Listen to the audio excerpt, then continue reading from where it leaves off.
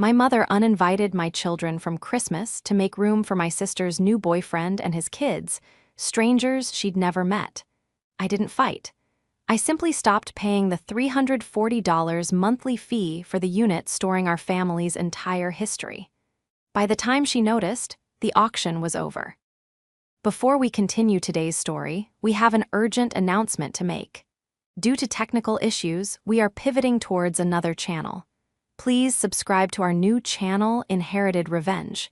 You can find the link in the video description, the pinned comment, and the collaboration tag on this video. Make sure to switch over now so you don't miss out. Thank you for your support. Now back to the story. The call came on a Tuesday evening, right as I was wrestling with the mounting bracket of a new shelving unit in the garage. I was already physically exhausted, nursing a lingering migraine that had been throbbing behind my left eye for 3 days straight, a byproduct of the chaotic quarter end at work. My hands were covered in dust, my back ached, and I felt that specific kind of fragility where one wrong word could shatter my composure. I saw a mom flash on my phone screen and foolishly, I smiled.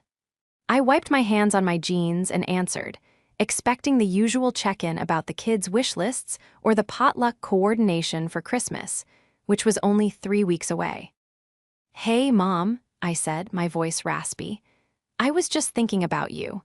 I found those vintage ornaments Dad used to love, the ones with the little mirrored stars. I'm going to bring them over for the tree trimming on Sunday." There was a silence on the other end. It wasn't a peaceful silence. It was heavy, loaded with a discomfort that instantly made the hair on my arms stand up. "Ava," she started, her tone clipped and overly bright, the way she always sounded when she was trying to sell me on a bad idea. "About Christmas, and Sunday, actually, we need to make some adjustments this year."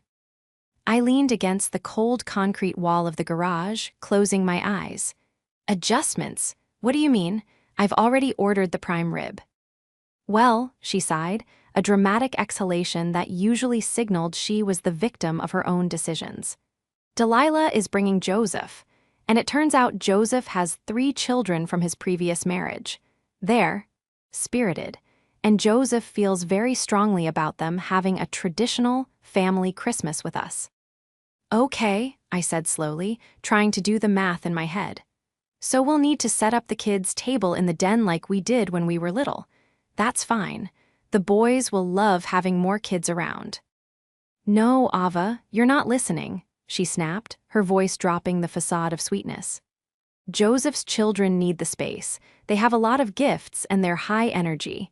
And frankly, the house is just too small to have everyone.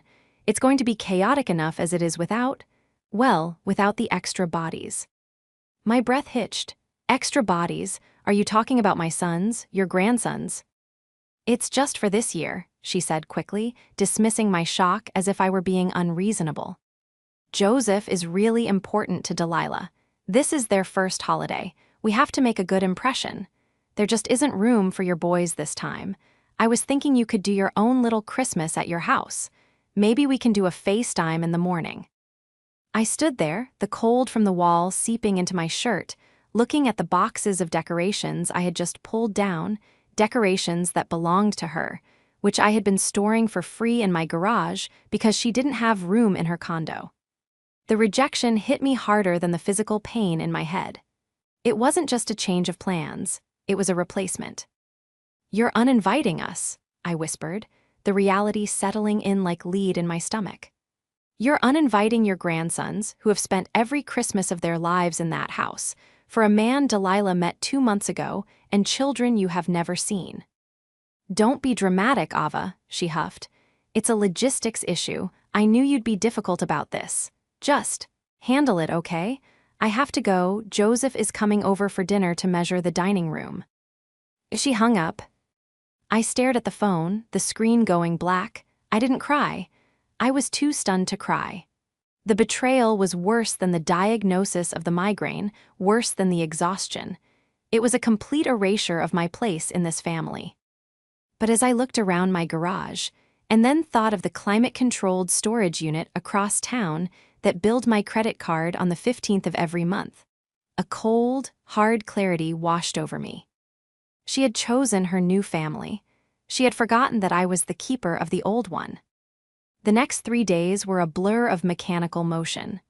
I went to work, I made school lunches, I signed permission slips, but inside I was hollowed out. The rejection festered. It wasn't just the Christmas dinner. It was the implication that my children and I were disposable, placeholders until something better or newer came along. My sons, 10 and 12, asked why Grandma hadn't called to ask about their wish lists yet.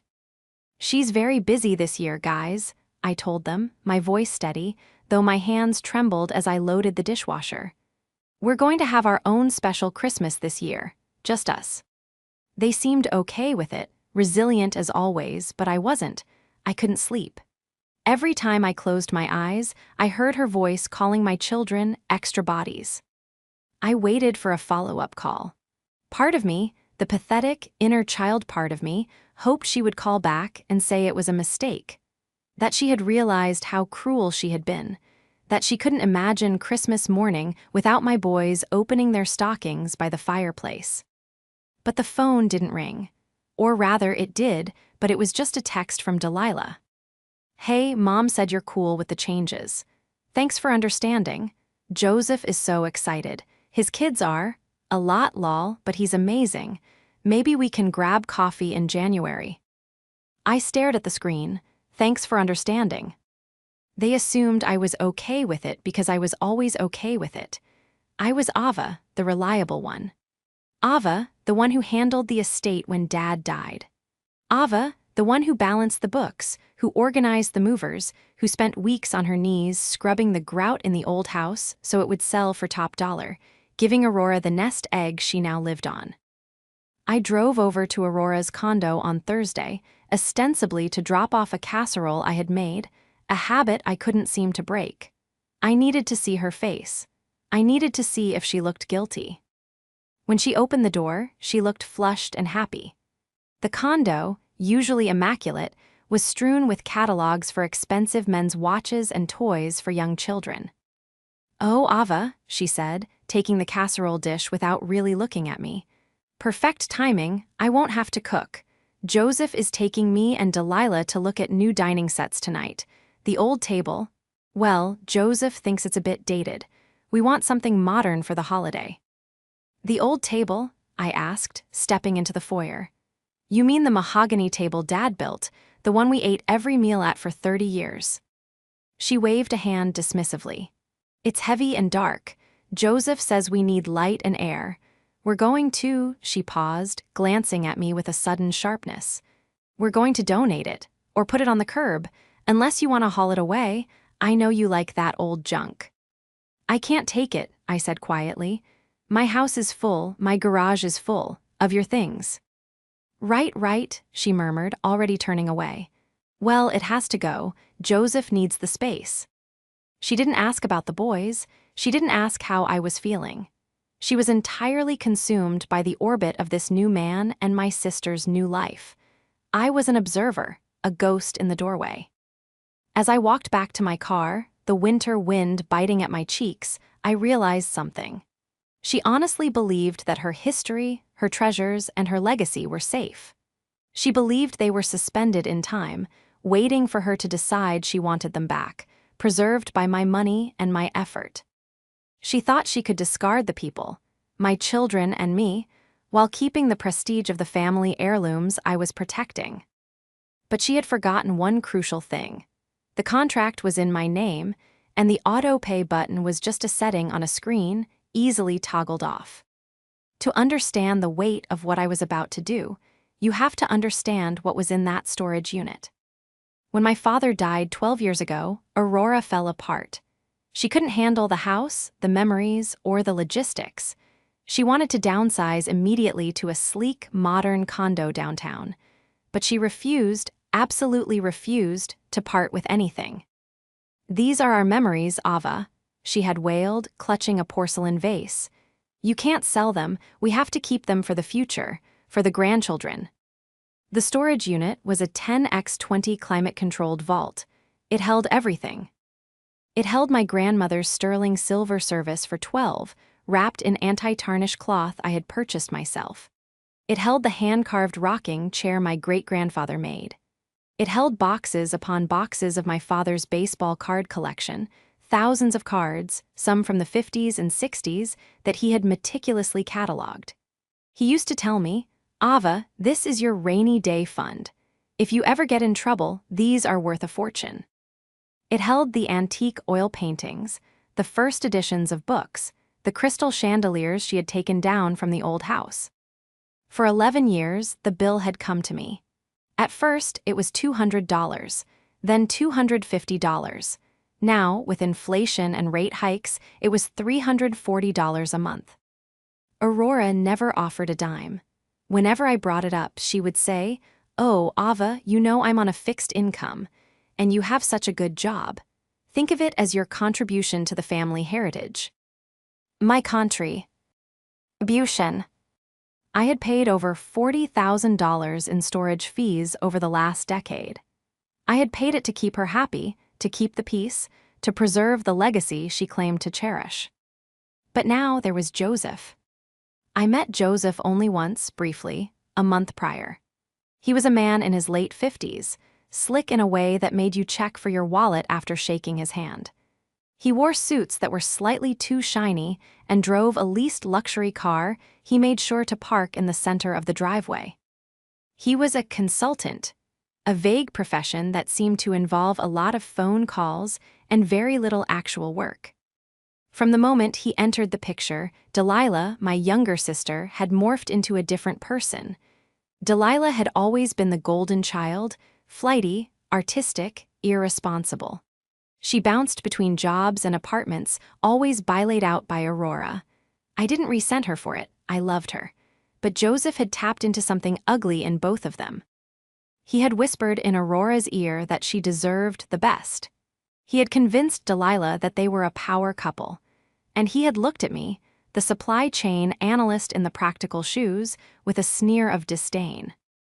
During that one meeting, he had asked me, "So, Ava, your mother tells me there's quite a hoard of antiques tucked away somewhere. You know, the market for silver is high right now. Shame to let it sit gathering dust." I had told him firmly, "It's not for sale, it's family history." He had laughed, a dry, dismissive sound. "History doesn't pay the bills, sweetheart. Cash is king." Now he was measuring the dining room. Now he was the reason my children were crying because they couldn't see their grandmother. I sat at my kitchen table, the silence of the house pressing in on me. The boys were asleep.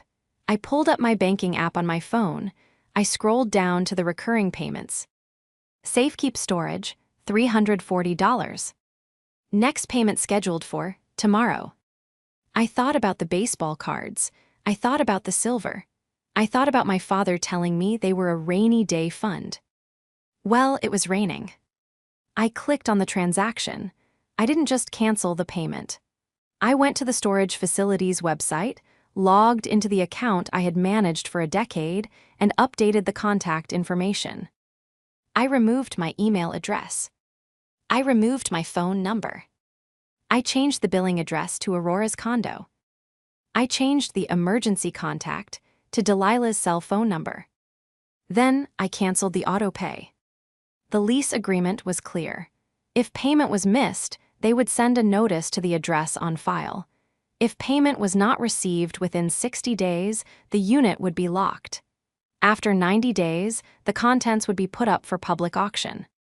Aurora threw away junk mail without opening it. She never answered calls from unknown numbers, and Delilah changed her phone number every 6 months to avoid creditors. I wasn't selling the history. I was simply handing the responsibility back to the owner. If she cared about it as much as she claimed, she would pay the bill. If she was too busy playing happy family with Joseph to open her mail, well, that was a decision, too. I pressed Save Changes. I took a deep breath, and for the first time in 3 days, the headache behind my left eye began to fade. Christmas morning arrived with a stillness I hadn't experienced in years. For the first time in a decade, I wasn't up at 5, 00 a.m. wrestling a 20-pound turkey into a roasting pan or vacuuming pine needles off the rug before Aurora arrived with her white glove inspection routine. Instead, my boys and I slept until 7. We made pancakes shaped like snowmen. We opened presents slowly, without the pressure of a schedule or the looming threat of criticism. It was peaceful, it was lovely, but beneath the calm, my mind was working with the cold precision of a forensic accountant. While the boys played with their new video games, I sat on the couch with my laptop, a mug of coffee steaming in my hand. I logged into the storage facility's payment portal. Status past due, account locked. Late fee applied, $45. I smiled, a tight, grim expression that didn't reach my eyes. I had set up email forwarding the week prior, ensuring that every frantic notification from Safekeep Storage bypassed my inbox and went straight to the digital trash. The physical letters, the ones printed on urgent red paper, were currently sitting in Aurora's mailbox at her condo. I knew exactly what she did with them. She had a basket by the door where junk mail went to die.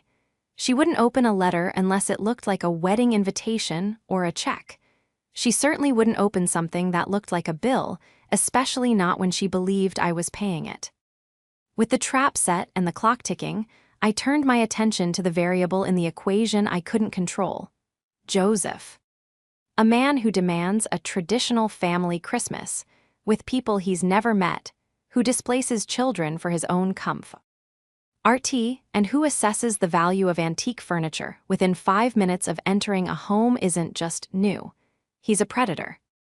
I pulled up my professional toolkit. As a supply chain analyst, vetting vendors is my bread and butter.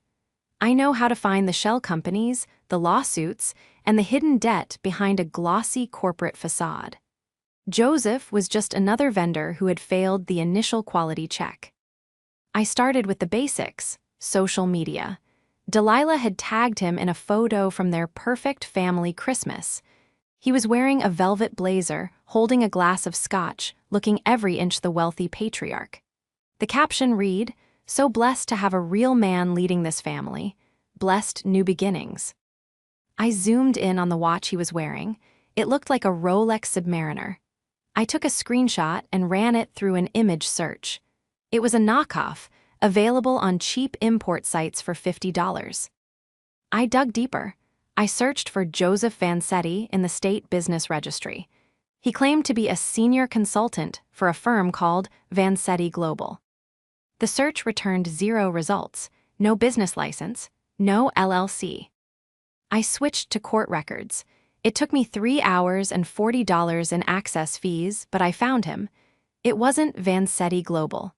It was a string of small claims court judgments in 3 different counties: unpaid rent, a defaulted car loan, a lawsuit from a woman in 2019 for unreturned property.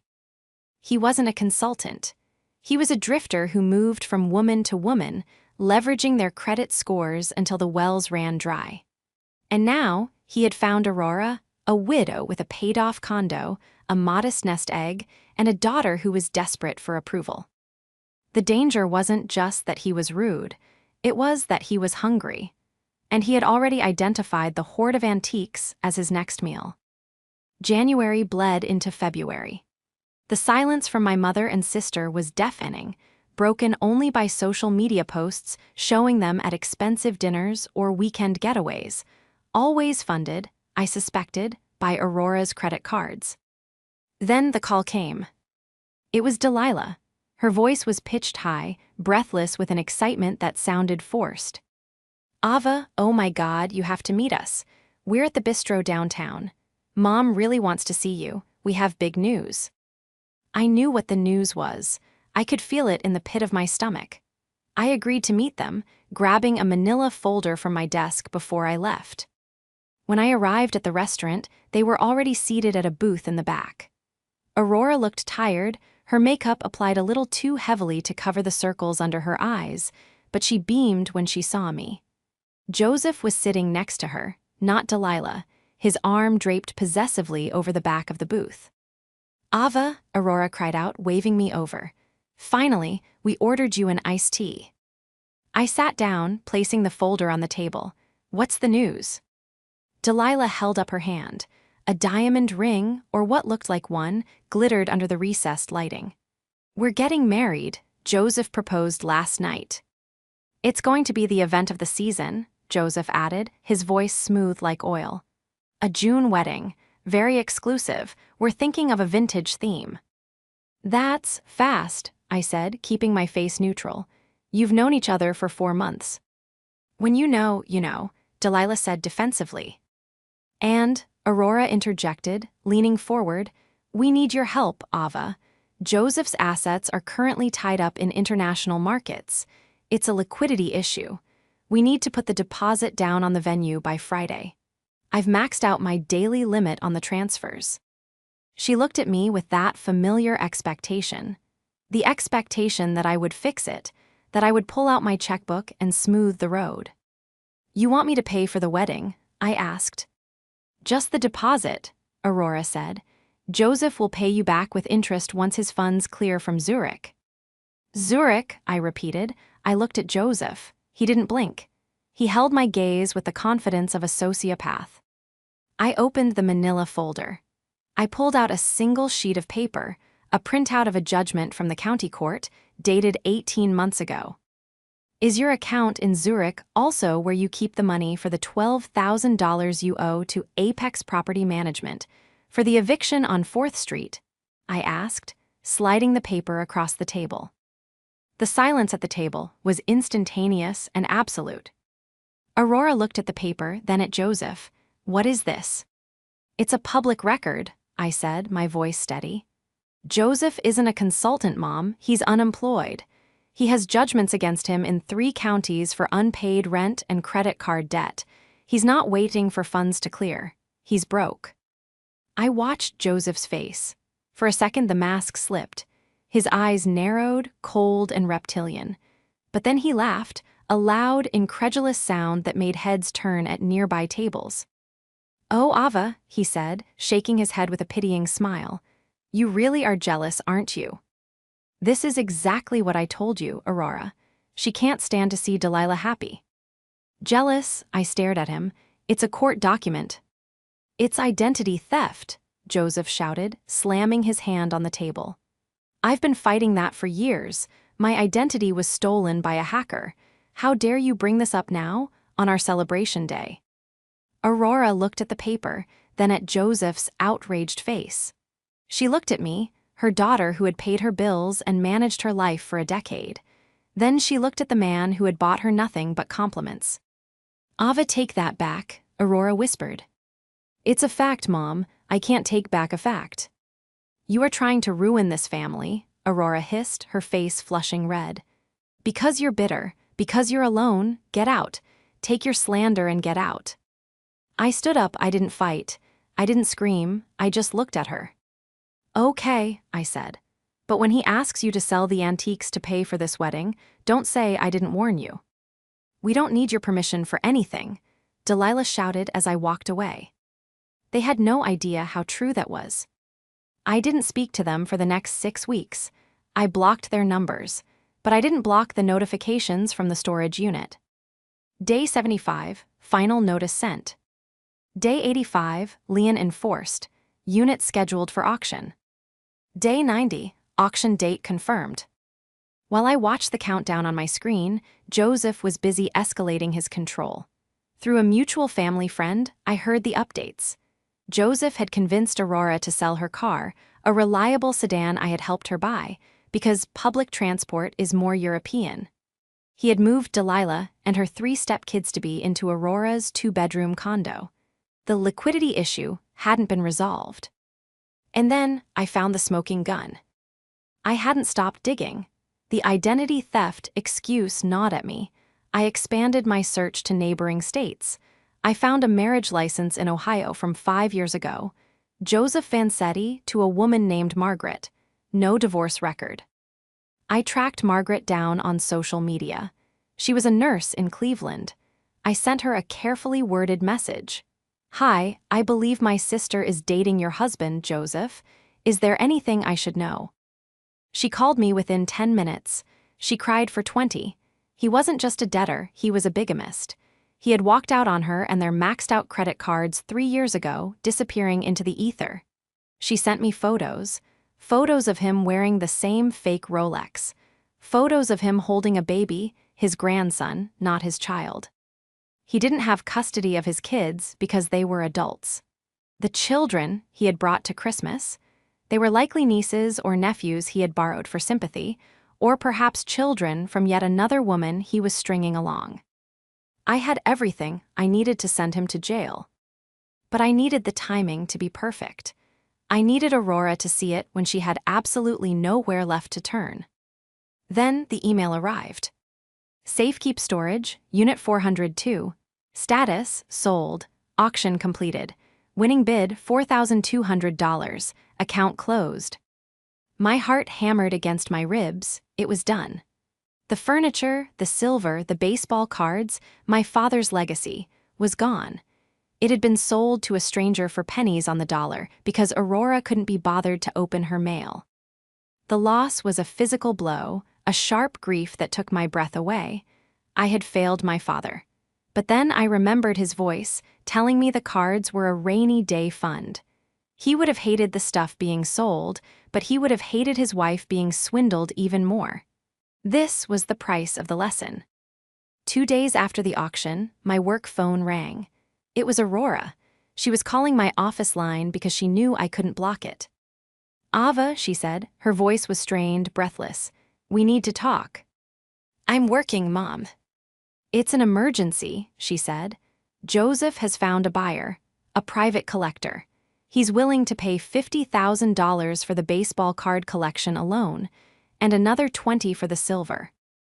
I closed my eyes. They were selling the air. They were counting money that didn't exist. "Mom," I said, "you don't have the baseball cards." "Stop being difficult," she snapped. "Joseph has already negotiated the deal. It solves everything. The wedding, the debts, everything. We're going to the storage unit on Saturday to meet the buyer. I need you to bring the key and the gate code. We can't find the spare." "I can't do that," I said. "If you don't show up," she threatened, her voice dropping to a low, ugly register I had never heard before, "I will write you out of the will completely." "I mean it, Ava. You won't get a single teaspoon." "Saturday?" I asked, my voice calm, almost gentle. "Saturday, 10:00 a.m. Don't be late." "I'll be there," I said, "and I'll bring everything I have." She hung up, thinking she had won. She thought she was about to cash in on 11 years of my preservation efforts. She had no idea that she was walking into a graveyard. I printed out the chat logs with Margaret. I printed the marriage certificate. I printed the auction sold receipt. I put them all in a binder. The investigation was over. The trap had snapped shut. It was time to go look at the empty room. The morning of the showdown was overcast, the sky a bruised purple that threatened rain. I drove to the storage facility with a calmness that frightened me. Beside me on the passenger seat lay the binder, a paper tombstone for Joseph's charade. When I pulled into the gravel lot of Safekeep Storage, they were already there. Joseph was leaning against his leased sedan, checking his watch, looking agitated. Aurora was pacing, wringing her hands, dressed in her Sunday best as if meeting a collector required pearls. Delilah stood slightly apart, looking pale and nauseous. I parked my sensible SUV and stepped out. The air smelled of wet asphalt and impending disaster. "You're late," Joseph barked, though I was 3 minutes early. "The buyer is going to be here in 20 minutes. He's driving up from the city. Do you have the key?" "I have the key," I said, holding up the small brass key on a simple ring. Aurora rushed forward, her eyes wide and desperate. "Thank God. Ava, please just open it. We need to get the baseball card boxes out and staged on the table near the front. Joseph says presentation is everything." "Presentation," I repeated flatly. We walked to Unit 402. It was down a long, echoing corridor of corrugated metal doors. The sound of our footsteps was the only noise, Joseph's heavy tread, Aurora's clicking heels, and my silent sneakers.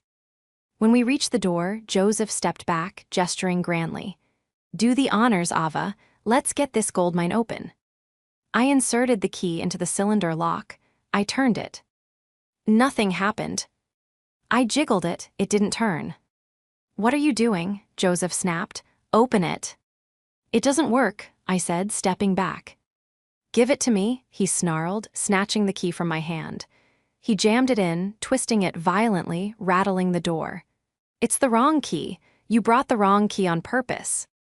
It's the key I've used for 11 years, I said calmly. Maybe we should ask the manager. I don't have time for this, Joseph shouted, his face turning a dangerous shade of red. He pounded on the metal door. Open up. Just then, a golf cart whirred down the hallway. It was the facility manager, a burly man named Rick whom I had known for a decade. He slowed to a stop, looking at our group with confusion. Everything okay here? Rick asked, eyeing Joseph's aggression. This woman changed the lock, Joseph accused, pointing a trembling finger at me. We need into Unit 402 immediately. We have a buyer coming. Rick looked at me, then at the unit number. His expression shifted from confusion to pity. He looked at his clipboard. Unit 402? Rick asked. Folks, Unit 402 was auctioned off on Tuesday. The silence that followed was absolute. It was a vacuum, sucking the air out of the hallway. What? Aurora whispered. Her voice was so small it barely carried over the hum of the ventilation system. Auctioned, Rick said, his voice gentle but firm. The account was 90 days past due. We followed standard protocol. Sent the notices, cut the lock, sold the contents to the highest bidder on Tuesday morning. The unit is empty.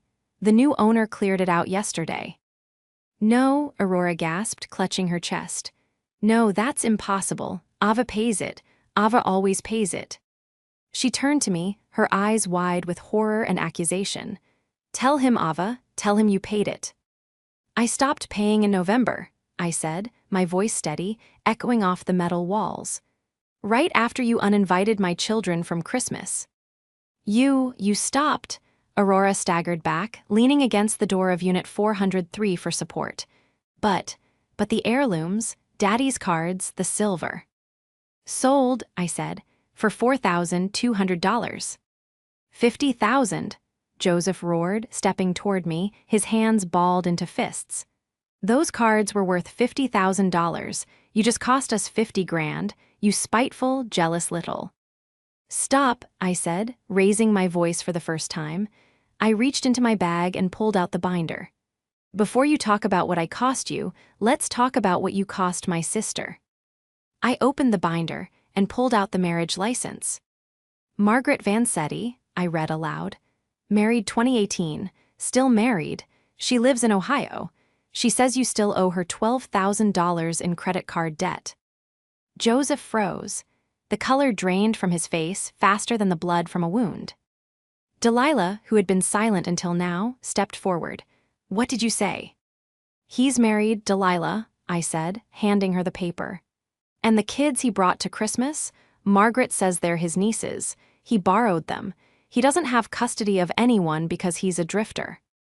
I pulled out the next document, the judgment for the unpaid. Rent, he's not a consultant, he's unemployed. He was going to take the money from the baseball cards, my father's legacy, and disappear, just like he did to Margaret.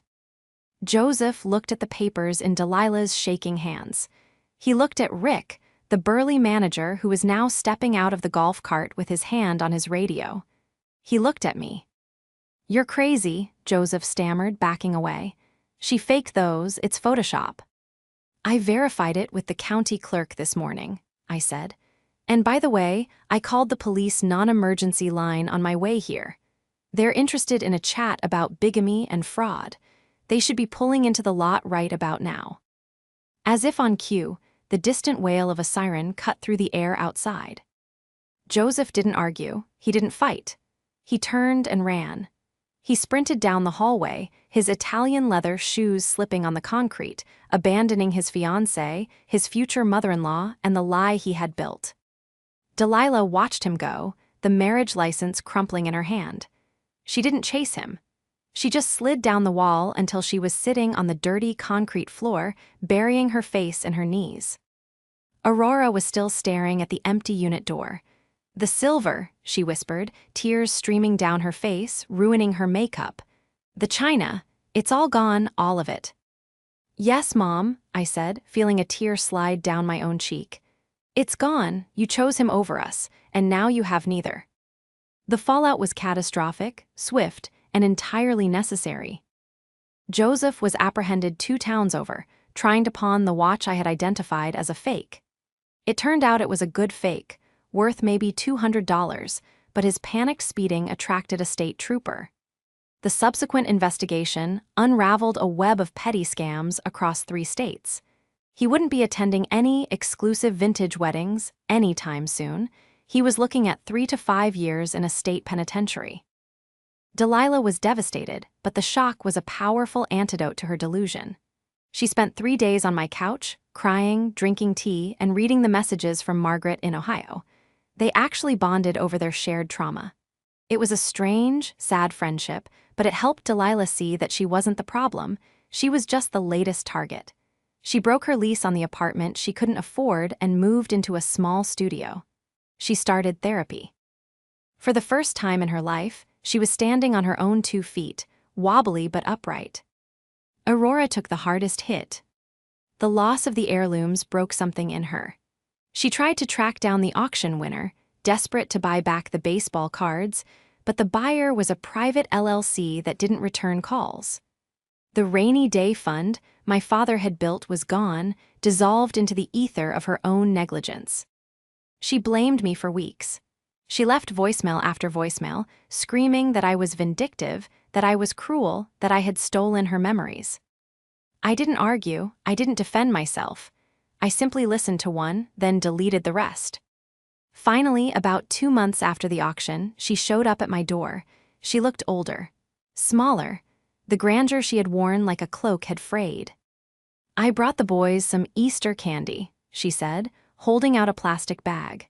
It wasn't the expensive chocolatier truffles she used to brag about buying. It was a bag of drugstore chocolate eggs. I let her in. We sat at the kitchen table, my table, the one I had paid for with my own salary. "I went to the condo," she said, staring at her hands. I looked in the basket by the door. The notices, they were there, all of them, the red ones, the certified letters. "I know," I said softly.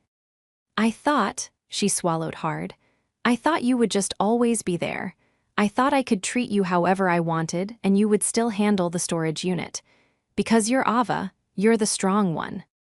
"I am the strong one," I agreed, "but I'm not the doormat, not anymore." She looked up at me, her eyes swimming with regret. "I lost everything, Ava, Daddy's things. They're gone." "No, Mom," I said, reaching across the table to touch her hand. "The things are gone, the cardboard and the metal, but the memories, you have those, and you have your daughters. You almost lost us too." She broke down then, weeping with the raw, ugly sound of someone who realizes they have been the villain in their own story. We didn't fix everything that day. You don't undo 40 years of favoritism and neglect with one conversation. But we established new ground rules. I wasn't the bank. I wasn't the storage facility. I was her daughter, and I had conditions. The following Christmas was different. We hosted it at my house. Delilah brought a new boyfriend, a quiet guy who worked in it and seemed terrified of me, which I took as a good sign. Aurora didn't criticize my turkey. She sat on the floor and played with my sons, actually listening to them instead of waiting for her turn to SB. Eek. As I watched them, I thought about the storage unit. I thought about the thousands of dollars I had poured into that metal box, paying to preserve a past that was weighing us down. I realized then that letting it go was the best investment I had ever made. The empty space in that unit had created room for something else: respect, boundaries, and finally, peace. My father was right. It was a rainy day fund. I just spent it on freedom instead of cash.